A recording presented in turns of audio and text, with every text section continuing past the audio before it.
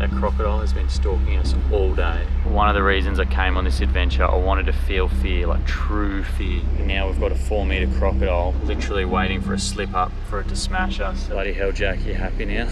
Is this what you wanted?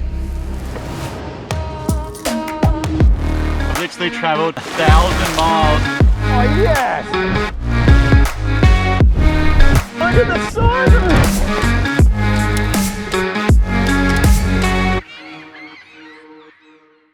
And welcome back to another episode. Today we're charging up the highest sand dune in this part of the country. Check this out.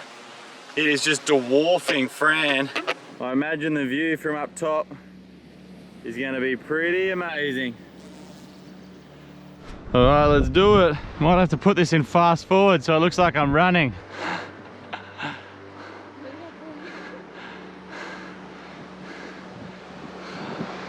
Wow. From up here, we've just spied a big crocodile. That's hectic, he's just checking us out. Oh, I made some noise and he's just ducked under. They're so freaking sneaky. Here's a big one. So huge. I think it might have been that one from last night. My initial thoughts was that the croc was just doing his morning patrol, but it looks the exact same size as that big one that was out the front of our camp last night, which is probably the most feasible explanation, is that it has followed us from our campsite just off the shore the whole way down the beach here, waiting for us to have a swim. And then as we've started walking up the sand dune, he's just sat offshore, turned around, and now he's just heading back home to the creek where we saw him. So that, man, when you got that thought in your head that it's just stalked you all morning, that's absolutely terrifying. I don't reckon that's the last we're going to see of that crocodile.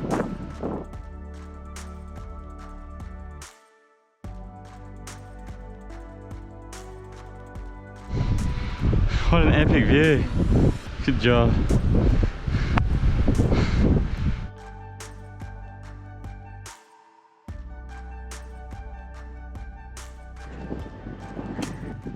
This is epic. So cool, Fran. It looks like over a number of these sand dunes, there might be a little freshwater lake or a series of freshwater lakes. Probably most likely they're just there after wet season when they've had a fair bit of rain. But we're gonna go for a bit of a hike anyway, see what we can find. If we find like a little freshwater swimming hole that's like an oasis, that'll be absolutely incredible, but we'll see how we go.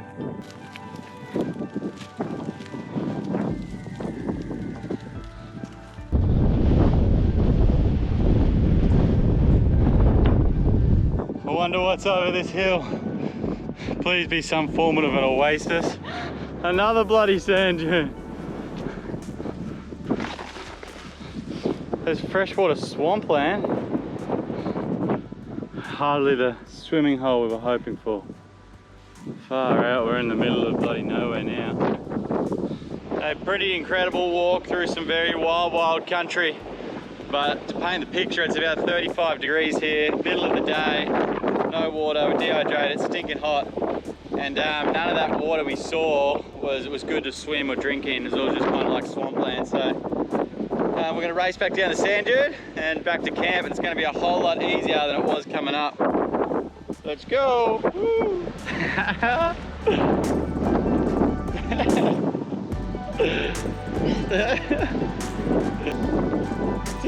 That's going to be a nightmare to get out of the swag, this fine sand. Good job. Keep going, keep going. Woo. A hell of a lot easier coming down than going up. I'll put it in fast forward so it makes it look like you're going real fast. Be careful, what do you got there? Is that a sign? Lost. Lost and confused. Could be his name. Jack is going to be a dad. So tell us what it is and how you found it and everything. It's an egg. An egg? Indian notice. Are we going to eat it or are you going to take care of it until it hatches? I think I'm going to try to take care unless I go really hungry tonight. You're a savage mother. In that case, it's going to become a frittata. Cool. Check that out. Whoa, sandy jack. But check this out, there's this tiny puddle. It's about the size of a residential swimming pool at home. We've had 2 casts in here and a jack and a barrow have followed it. Let's see what we go this time. But of course they're camera shy. It's like 30 centimeters of water. Oh look, there's a barrow, see? Yep, here he goes, here he goes. Woohoo! Oh, he dropped it.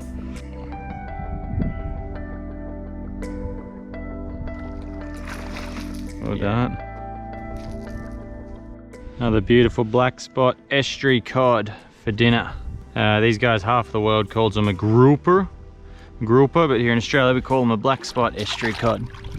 Beautiful white flesh, good eating. We're actually going to try and do it in a bit of a curry for dinner tonight. It's quite embarrassing, but the kayak crew left us a few spices and a few bits and pieces, rice and stuff to cook this fish up. Should be good. I'll fillet him here just away from the crocodiles.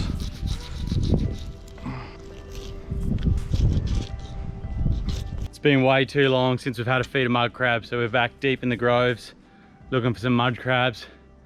We haven't had much luck as of late with the crab pot, so we're gonna get in there deep and dirty and see if we can find ourselves a big juicy one.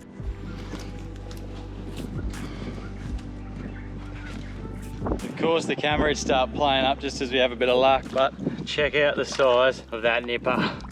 It's a big buck mud crab. I have just put him to sleep, so he's a little bit steady now, but that's a beautiful crab.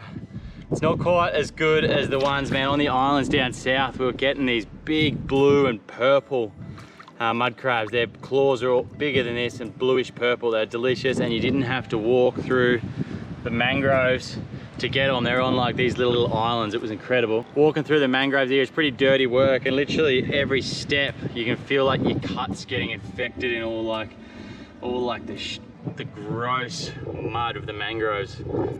But oh well, it was worth it. Very, very much worth it for a feed of mud crabs. We've got this and that black spot estuary cod for dinner. We're gonna have a great feast. It was a fun little fishing session, and now tonight we are back on our lonesome, Fran and I.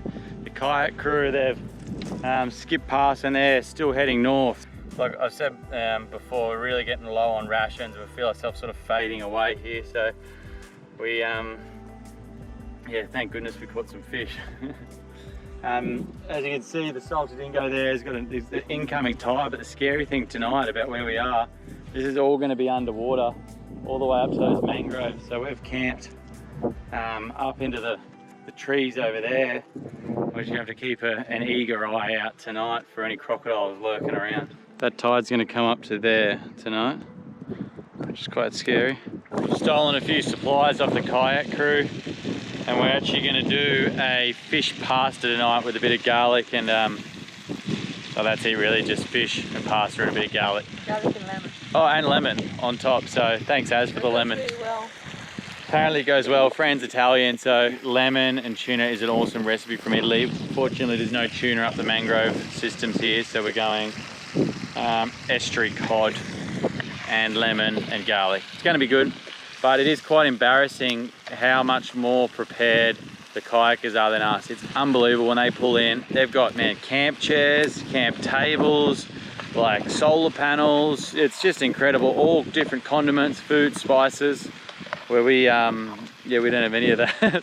But back to basics with a few extra condiments and a pan. It's going to be good, and I don't think we're too far off seeing that crocodile come in. So the tide, as you can see, is coming up, boat's floating. As soon as it gets dark, I'll get that spotlight out and see where he's at. Check this out, lining us up on the bank here.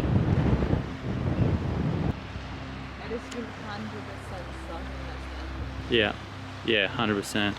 Walk down the beach here and the thing is lining up on the beach. Head pointed straight at us, directly at us. Half body, half out of the water. That crocodile has been stalking us all day. I yelled out to Fran, I'm like, "Oi, crocodile's right on the beach." She's like, no, it's a log, I just saw it. But that log is about 4 meters long and just ducked underwater. Oh, we don't have too many options to camp tonight. We've just got to go right up into the bush country. So one of the reasons I came on this adventure, I wanted to feel fear, like true fear. I wanted to be pushed out of my comfort zone. And now we've got a 4-metre crocodile that's been stalking us all day, literally waiting for a slip up for it to smash us. So bloody hell, Jack, you happy now? Is this what you wanted?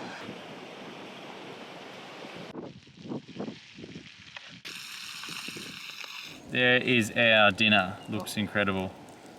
Well done, Fran. It's really good. But our forks are on the boat next to Mr. Crocodile. So we're just gonna rip into it with our hands. Back to basics. So tasty. Yeah, good stuff.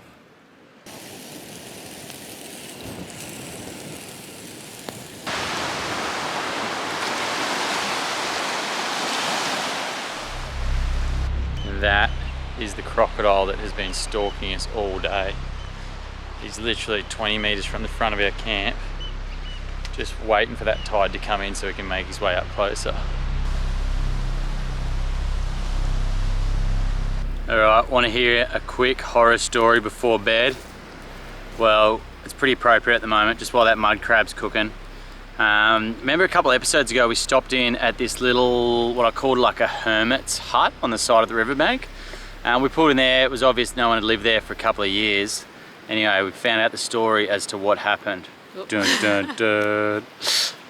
Yeah, it's absolutely terrifying, proper horror story. So, he lived there for years peacefully, minding his own business. And then he had this kind of one good mate who worked on a fishing boat. And he told him, he goes, oh mate, I'm gonna need your, I might need your gun. There's this crocodile that has been stalking me for the last month. It's just been like wherever I go up this riverbank, the crocodile follows. He went to the extent of he put in like a net out the front of the mangroves to give himself a bit of an enclosure, like a safety net. And he once again called his trawler mate, was like, mate, yeah, it's getting, this crocodile's onto me, you know, I need your gun here to kind of shoo him off a little bit. And then anyway, it came, this guy went and did his supplies shopping twice a year down to Cairns, and that same trawler bloke was due to pull in, pick him up, and they were going to go down to Cairns together. Anyway, pulled in, and on his jetty he's yelling out his name, and no reply, no one's home. On his jetty there, he just sees, looks a bit strange, there's half drunken beer, there is a fishing rod with the line still out in the water, there's his knife there on the jetty, and there's his cast net which is just in the water. So he's just thrown his cast net and no sign of him, no sign of him. He never showed up, and then that crocodile showed its face. It was a big crocodile, so he put 2 and 2 together there. It was a pretty horrible end. So I thought that horror story was quite appropriate when there is an extra large crocodile out the front of our camp right now. So